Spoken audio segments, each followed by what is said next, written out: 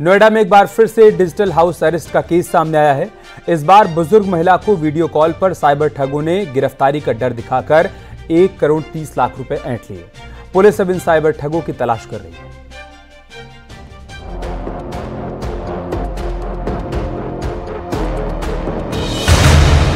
नोएडा में फिर digital arrest का केस।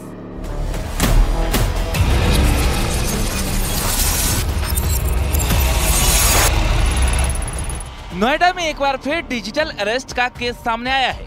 आरोप के मुताबिक फेडेक्स कोरियर कंपनी के नाम पर कॉल कर जालसाजों ने डराया, धमकाया और महिला को जेल भेजने का डर दिखाया। नोएडा में एक के बाद एक लगातार डिजिटल अरेस्ट के मामले सामने आ रहे हैं। ताजा मामला नोएडा के सेक्टर 49 से है, जहां एक बुजुर्ग महिला के साथ 1 करोड़ 30 लाख रुपए की ठगी कर दी गई। आपको बता दें, महिला को 5 दिन तक स्काइप कॉल पे डिजिटल अरेस्ट रखा गया और इस दौरान उससे बैंक डिटेल्स ली गई। साथ ही वही मॉडस ऑपरेंडाई यानी ठगी जालसाजों का वही एक तरीका जिससे लगातार पूर्व में भी वो ठगी करते रहे हैं। बुजुर्ग महिला से ठगे 1 करोड़ 30 लाख रुपए।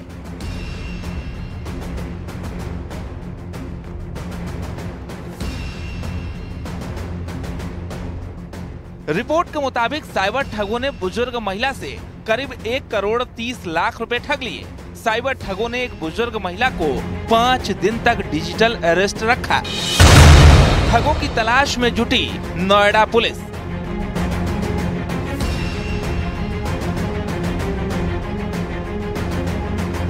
पीड़ित महिला ने साइबर क्राइम थाने में मुकदमा दर्ज करवाया है, जिसके बाद पुलिस भी इस ठगी की गुत्थी को सुलझाने में जुटी है। लगातार 5 दिन तक इनको किसी अन्य कोई और मोबाइल अटेंड करने नहीं दिया गया। इनको अन्य किसी व्यक्ति से बात करने की इजाजत नहीं दी गई। ऐसा दबाव बनाया कि आप कहीं बाहर नहीं जाएंगी, अपने घर में रहेंगी और इस तरह से दबाव बनाते हुए कई बैंक अकाउंट नंबर प्रोवाइड कराए गए और उनमें 1 करोड़ 40 लाख रुपए ट्रांसफर करा दिए गए। महिला को 5 दिन रखा डिजिटल अरेस्ट।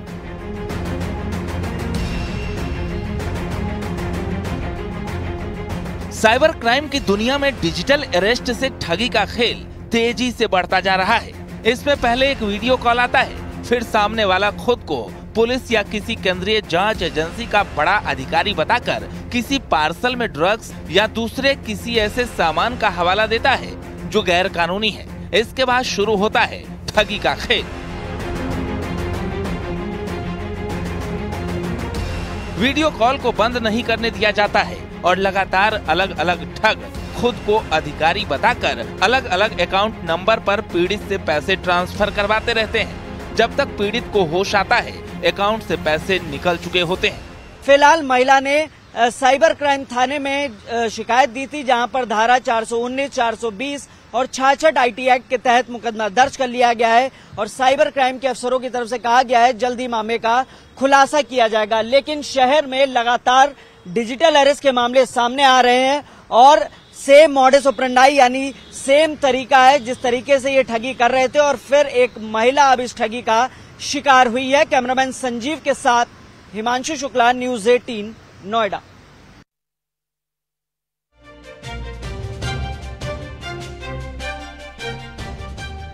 उधर मध्य प्रदेश के इंदौर में भी डिजिटल अरेस्ट का एक मामला सामने आया, जहां पर PhD स्कॉलर को डिजिटल अरेस्ट कर करीब 1 लाख रुपए ठग लिए गए। साइबर ठगों ने फोन पर खुद को कस्टम अधिकारी बताया था। वहीं पुलिस मामले की जांच पड़ताल करने में जुट गई है।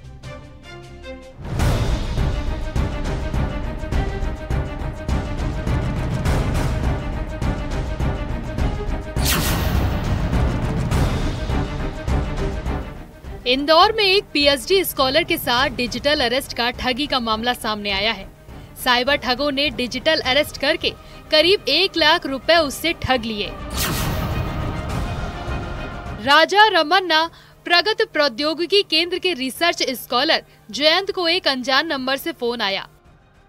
साइबर ठगों ने फोन पर बताया कि वे कस्टम अधिकारी हैं। ठगों ने बताया मुंबई एयरपोर्ट से कॉल कर रहे हैं। स्कॉलर जयंत के नाम से एक पार्सल मिला है। पार्सल में फर्जी पासपोर्ट और ड्रग्स के पैकेट हैं। इस बारे में पूछताछ करनी है और जांच में सहयोग करना होगा। RBI, CBI, क्राइम ब्रांच समेत कई एजेंसियां पूछताछ करेंगी। इस दौरान वो अपने घर से बाहर नहीं जा सकते, फोन कॉल को भी डिस्कनेक्ट नहीं कर सकते। आरोपियों ने वीडियो कॉल से इस कॉलर को जोड़ा, इस कॉलर के खाते में अवैध लेन देन बताते हुए डिटेल ले ली, दूसरे बैंक अकाउंट में करीब 1 लाख रुपए ट्रांसफर करवा दिए। एक अननोन मोबाइल नंबर से फोन आया था जिसमें उनको ये बताया गया कि मुंबई एयरपोर्ट पर सेडेक्स कुरियर के नाम से उनके नाम पर एक कुरियर आया है जिसमें कुछ सस्पेक्टेड मटेरियल है, जिसमें जाली पासपोर्ट और प्रतिबंधात्मक दवाई है। ये मामला नारकोटिक्स विभाग का मामला है और इसके तहत उनके ऊपर केस किया जाएगा।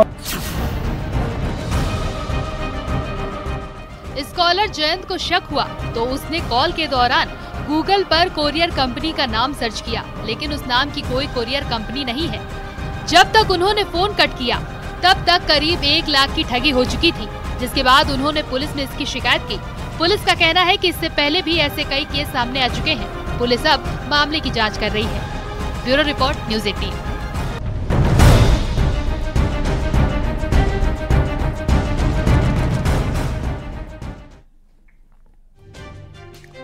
और चलिए जानते हैं कि डिजिटल हाउस अरेस्ट आखिर है क्या। डिजिटल हाउस अरेस्ट क्राइम का एक तरीका है, एक ऐसा तरीका जिसमें साइबर अपराधी पीड़ित को घर में बंधक बनाकर पैसे ठगने का काम करते हैं। ऑडियो या फिर वीडियो कॉल करके एआई जनरेटेड वॉइस या फिर वीडियो कॉल के जरिए पुलिस या फिर अधिकारी बनकर डर का माहौल बनाते हैं। साइबर ठग दावा करते हैं कि पीड़ित ने अपने आधार कार्ड या फोन नंबर के साथ कुछ गलत किया है। वो लोगों को गिरफ्तारी का डर दिखाकर घरों में कैद रखते हैं और उनसे पैसे वसूलने के लिए उनको मजबूर करते हैं। जानते हैं क्या कहते हैं साइबर एक्सपर्ट। दोस्तों, डॉक्टर अक्षित टंडन। आजकल ये डिजिटल अरेस्ट के बहुत मामले सामने आ रहे हैं, जिसमें कॉल आता है, ऑटोमेटेड कॉल भी आ सकता है और एक कॉल आ सकता है जो कहता है कि हम फेडेक्स से बोल रहे हैं, आपके कोरियर में कुछ आपत्तिजनक चीज़ें या ड्रग्स मिली हैं। या फिर वो ये भी कह सकते हैं कि आपका नंबर किसी आपराधिक घटना में और आपका आधार कार्ड किसी आपराधिक घटना में इस्तेमाल हुआ है, हम आपको डिजिटली अरेस्ट कर रहे हैं। और स्काइप की एक वीडियो कॉल के माध्यम से वो आपको बैठा लेते हैं और कहते हैं आप किसी से कुछ नहीं कहेंगे, किसी को नहीं बताएंगे, अपना फ़ोन ऑन रखेंगे, फ़ोन काटेंगे नहीं, और हम आपके खाते चेक करना चाहते हैं। और कुछ नकली फर्जी कागज़ देख देख के आपको वो डराते हैं और हाथ के हाथ डिलीट भी करते जाते हैं, जिससे कोई अपना निशान ना छोड़ दें। और वो कागज़ भेजते हैं और आईडी कार्ड भेजते हैं असली पुलिस ऑफिसर्स के, और आपसे कहते हैं हम आपके खाते चेक करेंगे। वो आपसे आपके खाते खुलवाते हैं और खुलवाते ही आपका सारा पैसा ले लेते हैं और वो कहते हैं हम चेक करने के बाद आपका पैसा आपको वापस कर देंगे, जो कि ऐसा कभी होता नहीं है। डिजिटल हाउस अरेस्ट धोखाधड़ी से बचने के लिए सतर्कता बहुत जरूरी है। जब भी आपको ऐसे कॉल या फिर मैसेज आए तो इसकी सूचना अधिकारियों को दें। सरकार ने साइबर और ऑनलाइन धोखाधड़ी को रोकने के लिए संचार साथी वेबसाइट में चक्षु पोर्टल लॉन्च किया है। आप ऐसी घटनाओं की सूचना नजदीकी पुलिस स्टेशन या फिर साइबर पुलिस स्टेशन में भी दे सकते हैं। आपको कुछ बातों का ख्याल रखना होगा, वो भी आसान करके समझाते हैं। जैसे अपनी निजी जानकारी जैसे कि आधार कार्ड, पैन कार्ड या बैंकिंग डिटेल किसी के साथ शेयर ना करें। बैंक या फिर सरकारी संस्थाएं आपसे कभी भी आपका पिन या फिर ओटीपी नहीं पूछती हैं, इसलिए आपको अपनी निजी जानकारी कभी भी किसी के साथ शेयर नहीं करनी चाहिए। सोशल मीडिया और बैंक अकाउंट के पासवर्ड लगातार बदलते रहने चाहिए। जानते हैं इसको लेकर क्या कहते हैं साइबर एक्सपर्ट। कभी पैसे मांगे जाते हैं, कभी आपकी जो डिटेल्स हैं वो सब मांगी जाती हैं, तो ऐसा कई बार होता है। लेकिन सवाल ये उठता है कि अब हम करें क्या? आम नागरिक ऐसी चीज़ों से कैसे बचें? उसके 3 सरल उपाय हैं। पहली बात, आपको सतर्क रहना पड़ेगा। आप कभी भी आप ये देखिए कि कोई भी पुलिस वाला आपको कभी कोई वीडियो कॉल पर नहीं बुलाएगा, वो आपको या तो थाना बुलाएगा, आपको बोलेगा मेल लिखिए, कोई एक प्रोसेस फॉलो करेगा। वीडियो कॉल पे बुलाने का कोई प्रोसेस नहीं होता, तो आपको इसकी जानकारी होना बहुत ज़रूरी है, पहला ये। दूसरा, आपको पता होना चाहिए कि मार्केट में साइबर क्राइम कैसे हो रहे हैं। कुछ समय पहले ओटीपी फ्रॉड था, फिर लिंक फ्रॉड आया, फिर यूपीआई फ्रॉड आया, आजकल ऐसा फ्रॉड आ रहा है। अगर आपको पता ही नहीं होगा कि ऐसे फ्रॉड चल रहे हैं, आजकल ऐसी गतिविधियां हो रही हैं, तो कल को आप आराम से ऐसी चीज़ों का शिकार हो सकते हैं। और तीसरा जो सबसे महत्वपूर्ण है वो ये है कि ऑनलाइन वर्ल्ड पर किसी पर भरोसा आसानी से ना करें, चाहे वो ऑनलाइन हो, चाहे वो ऐसा केस हो जहाँ पर भी आपके कोई ऑनलाइन ट्रांजैक्शन की बात हो, बैंक अकाउंट डिटेल्स की बात हो। दुनिया में ऐसा कोई चीज़ नहीं है जो 2 मिनट नहीं रुक सकती, और 2 मिनट रुक कर आप देखिए कि वो है क्या। अगर ऐसे केस में आपको लगता भी है, बाई चांस 1% आपको लगता है कि दूसरे सामने वाली पुलिस सच में पुलिस है, वो कोई साइबर क्रिमिनल नहीं है, फिर भी आप 2 मिनट लीजिए, इंटरनेट पे अपनी जानकारी देखिए, आप सर्च करिए और फिर पता लगाइए। उधर राजस्थान के भरतपुर में साइबर अपराध पर नकेल कसने के लिए पुलिस ने बड़ी सर्जिकल स्ट्राइक की है। न्यूज 18 यूपी टीवी पर पहली बार उस स्ट्राइक की एक तस्वीर आपको दिखाने जा रहा है। पुलिस ने इस छापेमारी को ऑपरेशन एंटीवायरस नाम दिया था।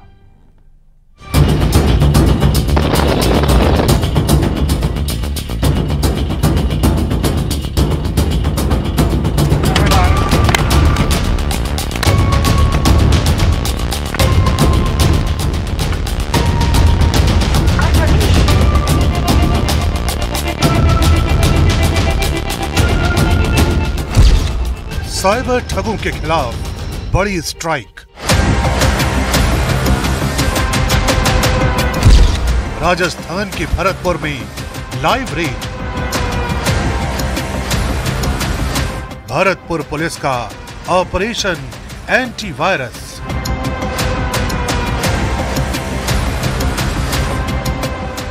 टीवी के इतिहास में पहली बार न्यूज 18 इंडिया आपको एक ऐसे लाइव ऑपरेशन की तस्वीरें दिखाने जा रहा है जिसे देखकर आप चौंक जाएंगे। साइबर ठगी और सेक्सटॉर्शन को लेकर बीते कई दिनों से राजस्थान का मेवात इलाका बदनाम हो रहा है।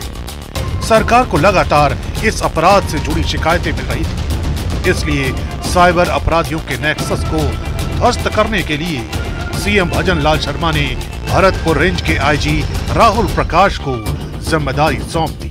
हमारी सरकार इसको लेकर के बहुत ज़्यादा फर्म थी कि इसमें परिवर्तन लाना है इस स्थिति में, इसको अब और ज़्यादा बर्दाश्त नहीं किया जाएगा। तो राजस्थान सरकार और हमारे पुलिस मुख्यालय डीजीपी सर के निर्देशों के अनुसार ऑपरेशन एंटीवायरस की शुरुआत भरतपुर रेंज में 1 मार्च 2024 से की गई। चूँकि जो साइबर ठगी का हब है राजस्थान में वो मेवात है, और मेवात का हमारा बहुत बड़ा पार्ट जो है वो डीग जिले में आता है, भरतपुर रेंज के। भरतपुर राजस्थान, हरियाणा और उत्तर पूर्वी राजस्थान का मेवात इलाका ऐसे अपराधों का एपीसेंटर माना जाता है। राजस्थान के भरतपुर जिले का डीग भी इसी इलाके में आता है। यहाँ से आए साइबर ठगी के आंकड़े बेहद चौंकाने वाले हैं। दावा किया जाता है कि इस इलाके से साइबर ठगों ने दुनिया भर से अब तक 7,000 करोड़ से ज्यादा की ठगी की है। यही वजह थी कि भरतपुर पुलिस ने ऑपरेशन एंटीवायरस की शुरुआत कर दी। इस बार आईजी राहुल प्रकाश को डीग के पहाड़ी थाना इलाके से शिकायत मिली। मोबाइल की लोकेशन को ट्रेस करते हुए छापेमारी के लिए 2 टीमें बनाई गई।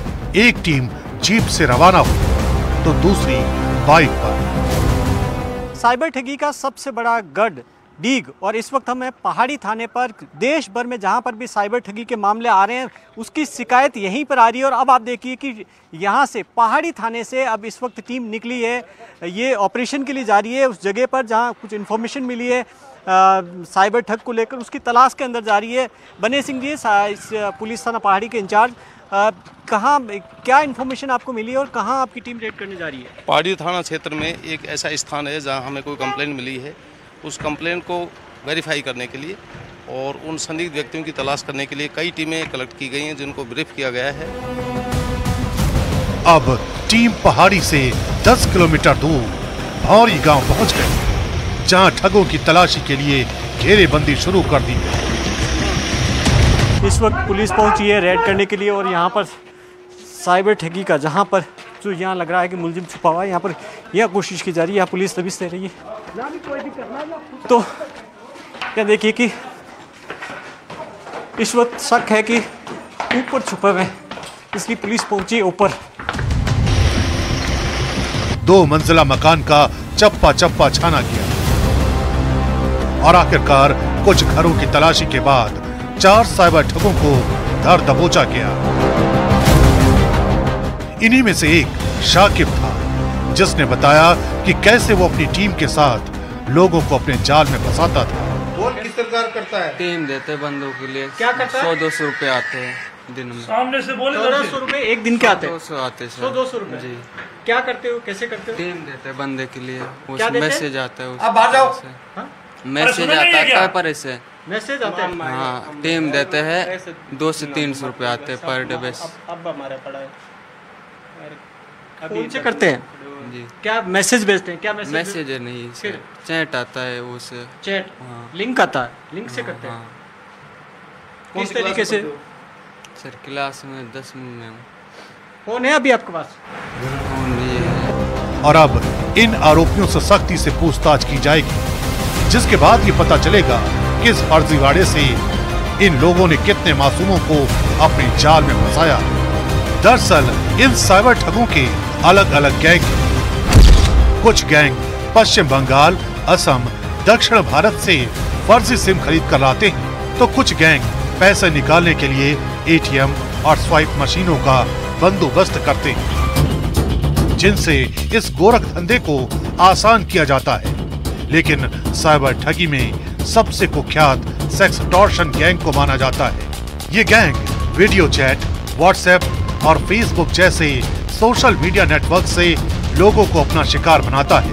आइए आपको दिखाते हैं कि आखिर ये सेक्सटॉर्शन गैंग कैसे लोगों को अपने जाल में फंसाता है।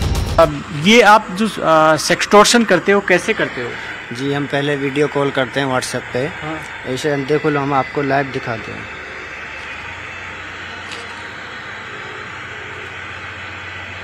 तो ये जो आपके पास ये नीचे पीछे रहता है, ये जो दो मोबाइल, हाँ ऐसे तो एक मोबाइल आप नीचे रखते हैं, हाँ, उसके अंदर ये हाँ न्यूड वीडियो होता है। बिल्कुल। अब देखो ये चल रहा है, ये रहा, और हम इसको स्क्रीन रिकॉर्डिंग चालू कर देते हैं तो इसमें वीडियो रिकॉर्ड हो जाएगा, सामने वाले बंदे का वीडियो रिकॉर्ड हो जाएगा इसमें। सेक्सटॉर्शन के ये मामले इतने गंभीर होते हैं कि न तो इसमें पीड़ित अपने परिवार को कुछ बता पाता है और न ही पुलिस तक पहुंच पाता है, जिसका नतीजा कई बार खुदकुशी तक पहुंच जाता है। 100 से ज़्यादा हमने खुद मुकदमे किए हैं, जिसमें 400 से ज़्यादा साइबर क्रिमिनल्स को हमने गिरफ्तार किया, सेक्सटॉर्शन के क्रिमिनल्स को हमने गिरफ्तार किया है। उसके अलावा लाखों रुपए, लगभग 37 लाख कैश हमने इनसे बरामद किया है, नोट गिनने की मशीन बरामद की है, एटीएम मशीन्स बरामद की है, एटीएम कार्ड्स बरामद किया है। तो ये सब हज़ारों की संख्या में है जो हमने बरामद किया है। ऑपरेशन एंटीवायरस के जरिए अब तक 400 साइबर ठगों को गिरफ्तार किया जा चुका है। खास बात ये कि इस धंधे को साइबर ठग बेहद व्यवस्थित रूप से चलाते हैं। इनके घरों में नोट गिनने की मशीनें और मिनी एटीएम तक लगे हैं। चौंकाने वाली बात यह भी है कि इनमें एटीएम कंपनियों के भी मिलीभगत सामने आई है। दावा तो ये भी किया जाता है कि मेवात के इन साइबर ठगों ने जयपुर और दिल्ली जैसे महानगरों में कोठियां और बड़े बड़े फ्लैट खरीद रखे हैं। लेकिन जब से ऑपरेशन एंटीवायरस शुरू किया गया है, तब से साइबर अपराध में 55% की कमी दर्ज की गई है। पहले पूरे भारतवर्ष का साइबर क्राइम का 18% जो था वो डी जिले से उद्भूत हो रहा था, जो कि अब 10% से नीचे आ गया है। और ओवरऑल जितना क्राइम यहाँ पे हो रहा था, फरवरी माह से हमने तुलना की, चूँकि 1 मार्च से हमने शुरू किया था, तो फरवरी में प्रतिदिन 225 एवरेज साइबर क्राइम डी क्षेत्र से हो रहा था, वो अब 100 के नीचे आ गया। तो टोटल 55% की गिरावट पिछले 3.5 महीनों में यहाँ से उद्भूत होने वाले साइबर क्राइम में आई। कभी मेवात इलाका टटलू गैंग के लिए बदनाम हुआ करता था। बीते दशक में ये साइबर ठगी का केंद्र बन गया, लेकिन ऑपरेशन एंटीवायरस ने इन अपराधियों को अच्छा सबक सिखाया। यही वजह है कि जंगलों और दूर दराज के इलाकों में इस गोरख धंधे को छिप छिप कर चलाया जा रहा है। पहले इलाके के ग्रामीण मोटी कमाई के लालच में इन अपराधियों की ढाल बन जाते थे, लेकिन पुलिस की लगातार दबिश और धरपकड़ की वजह से ग्रामीणों ने भी अब इन अपराधियों से किनारा कर लिया है। ना गलत है, बिल्कुल बदनाम होता है, हमारे मेवात बदनाम होता है। बदनाम होता है ना, तो रोकने की कोशिश कर रहे हैं जी। आप बताइए, कोशिश होनी चाहिए रोकने की ना, बंदी होनी चाहिए, बात है कि हाँ, यहाँ कोई कहा। तो आप बच्चों को मना नहीं करते हैं कि ये नहीं करना चाहिए, गलत काम करते हैं आप कोशिश? ऑपरेशन एंटीवायरस का असर ही कहा जा सकता है कि आए दिन साइबर ठगों को गिरफ्तार किया जा रहा है।